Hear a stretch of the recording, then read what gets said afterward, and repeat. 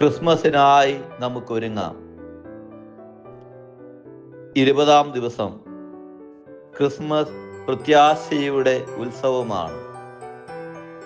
വിലാപത്തിന്റെ പുസ്തകം 3-ാം അധ്യായം 25-ാം തിരുവചനം. തന്നെ കാത്തിരിക്കുന്നവർക്കും തന്നെ തേടുന്നവർക്കും കർത്താവ് നല്ലവനാണ്. ക്രിസ്മസ് എന്നത് ദൈവത്തിന്റെ വാഗ്ദത്തം നിറവേറ്റപ്പെട്ട ദിവസമാണ്. അനേകം വർഷങ്ങൾ മനുഷ്യർ ഒരു രക്ഷകനെ കാത്തിരുന്നു. ആ കാത്തിരിപ്പിന് ഉത്തരമായി യേശു പിറന്നു. നമ്മുടെ ജീവിതത്തിലും പലപ്പോഴും നാം കാത്തിരിപ്പിലാണ്. ജോലി, ആരോഗ്യം, സമാധാനം. ക്രിസ്മസ് നമ്മെ ഓർമ്മിപ്പിക്കുന്നു, ദൈവത്തിൻ്റെ സമയത്ത് അവൻ്റെ വാഗ്ദത്തങ്ങൾ ഒരിക്കലും പരാജയപ്പെടുന്നില്ല. കാത്തിരിക്കുമ്പോൾ വിശ്വാസം നഷ്ടപ്പെടരുത്.